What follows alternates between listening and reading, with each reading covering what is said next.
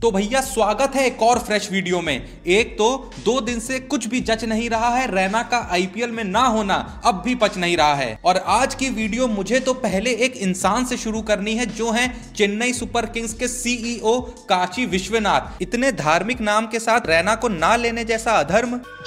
क्योंकि जब से सर जी से ये सवाल करा गया है कि भैया क्या हुआ इस बार आपने सुरेश रैना को बाय क्यों नहीं करा, तो इनका जवाब सुनने के बाद दिल से बस एक ही बात निकली, अरे कहना क्या चाहते हो? क्योंकि सीएसके के सीईओ का कहना है कि ये सच है कि रैना पिछले 12 साल से टीम के लिए टॉप परफॉर्मर रहे हैं और उन्हें छोड़ना हमारे लिए बहुत मुश्किल था। बट आपको समझना होगा कि हम क्या टीम बनाना चाह रहे और इसलिए वो उसमें अभी उतना फिट नहीं बैठ रहे हैं। मतलब ये क्या बात हुई?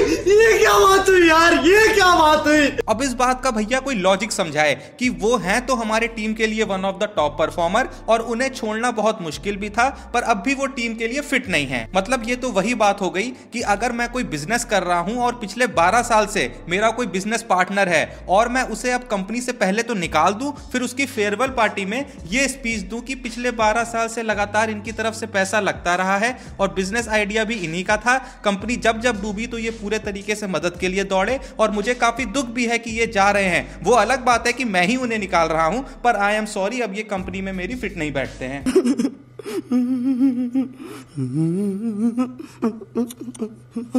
ऐसा स्टेटमेंट सुन के मुझे क्रिकेट साउथ अफ्रीका के डायरेक्टर ग्रीम स्मिथ के उस स्टेटमेंट की याद आती है जो उन्होंने 2021 टी20 वर्ल्ड कप से पहले टीम में डुप्लेसिस के ना होने पे दिया था, क्योंकि वो भी कम चमन थोड़ी हैं। वो बोले कि हाँ हमें मालूम है कि डुप्लेसी हमारे एकदम टॉप के बेस्ट बैट्समैन हैं और आईपीएल में भी वो ऑरेंज कैप बनने से मात्र 2 ही रन दूर रह गए, लेकिन उनका होना हमारी टीम में बैलेंस नहीं बना रहा था। अरे गजब आदमी हो, ये कैसा बैलेंस ढूंढ रहे थे तुम जो तुम्हें टीम के बेस्ट प्लेयर को बाहर करके मिलता है। मतलब साइकिल से टायर निकाल के कह रहे हो कि इसलिए निकाल दिए क्योंकि टायर साइकिल और रोड के बीच में आ रहे थे। ऐसे तो बंदा कल को कुछ भी कहने लगे कि मैंने अपने कान काट दिए क्योंकि वो मेरे और मेरी शांति के बीच बैलेंस नहीं बना रहे थे, रोज का शोर ना सुनना पड़े तो कान ही उड़ा दिए। या कहोगे कि मैंने अपना घर बेच दिया क्योंकि मेरे और खुले आसमान की नेचुरल हवा के बीच बैलेंस नहीं बन पा रहा था। मतलब चलो यार, माना मैंने कि कुछ रीजंस हो सकते हैं जिस वजह से रैना अनसोल्ड चले गए।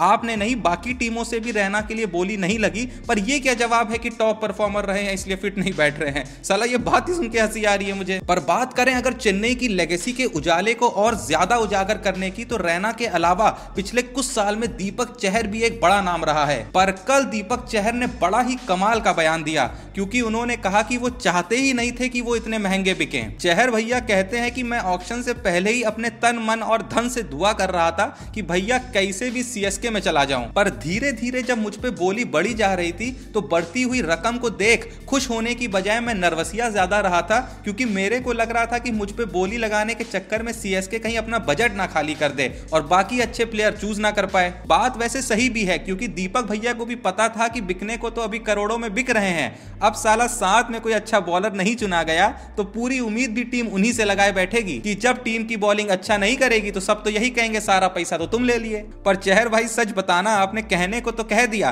कि जैसे जैसे बोली बढ़ रही थी तो आपको टेंशन हो रही थी, पर अंदर ही अंदर आपका दिल तो यही कह रहा था ना कि मजा आ गया। और अब फाइनली बड़े दिनों के बाद 99% हमें उस सवाल का जवाब मिल गया है जिसका जवाब जानने के लिए आरसीबी फैंस ने 54 सोमवार के व्रत रखे थे, और वो ये था कि कौन होगा आरसीबी का नया कप्तान। पर वो बताने से पहले अगर अभी तक आपने डिस्क्रिप्शन में दिए लिंक से गेमसी का ऐप नहीं डाउनलोड कराया तो भैया किस चीज का वेट है। इंडिया वेस्ट इंडीज के बीच पहला टी20 स्टार्ट है, तो जाएं अपनी गेमिंग नॉलेज से अपनी टीम बनाएं और मौका पाएं जीतने का लाखों रुपए। क्योंकि जैसा मैंने पहले भी कहा है कि कंपटीशन बहुत कम है यहाँ, तो आपके जीतने की चांसेस किसी और प्लेटफॉर्म के मुकाबले बहुत ज्यादा हो जाती हैं। एंड सबसे बड़ा बेनिफिट कि अगर पहली इनिंग में टीम बनाना भूल भी गए तो दूसरे में बना लो। चलो वो भी भूल गए, बीच मैच में आने वाले 5 ओवर के लिए सिर्फ 5 प्लेयर को चुन के टीम बना सकते हो, जो आपको और कहीं नहीं मिलता। इस वजह से यहां मालामाल होना बहुत इजी हो जाता है। तो डिस्क्रिप्शन में लिंक है, अभी जाएं चेकआउट करें। मेरे टेलीग्राम का लिंक भी मौजूद है, बिना वेट करे उसे भी ज्वाइन कर लें, क्योंकि वहां इससे रिलेटेड कई ऐसे एक्सक्लूसिव ऑफर सिर्फ अपने व्यूअर्स के लिए अपडेट करता हूं, जो आपकी इस गेमिंग जर्नी में आपको पूरे तरीके से वीआईपी ट्रीटमेंट देंगे। इस खेल में वित्तीय जोखिम के तत्व है और इसकी आदत पड़ सकती है, कृपया जिम्मेदारी से और अपने जोखिम पर खेलें। हाँ, तो बढ़े अगर अपने उस सवाल की तरफ कि भैया कौन होगा अगला कप्तान, तो इस पे आरसीबी के इस सीजन के सबसे महंगे प्लेयर हर्षल पटेल ने तो अपनी चुप्पी तोड़ दी है और साफ साफ ऐलान कर दिया है कि उन्हें लगता है कि कौनू और नहीं बल्कि फैफ डू प्लेसी ही इस सीजन के कप्तान होंगे, क्योंकि वो साउथ अफ्रीका जैसी बड़ी टीम के कप्तान रह चुके हैं। वैसे बात सही भी है, अगर डू प्लेसी के रिकॉर्ड को भी देखें तो ओडीआई में जहां उन्होंने 39 मैचों में देश की कप्तानी करी है उसमें से 28 मैच साउथ अफ्रीका जीता है और टी20 में 37 में से 23 में साउथ अफ्रीका को जीत मिली। तो अब पूरे तरीके से संभव है कि इस बार आरसीबी को टाइटल के पास ले जाने वाले डू प्लेसी ही होंगे। बाकी अब चलते हैं आज के अपने क्रिक स्टार की तरफ जिन्होंने इंस्टा पे हमें #क्रिकबाजी के साथ अपना सवाल भेजा है। वो हैं वसंत रॉय, जो पूछते हैं जोशी भाई क्या इंडिया में ओपनिंग में ईशान किशन की जगह बनती है?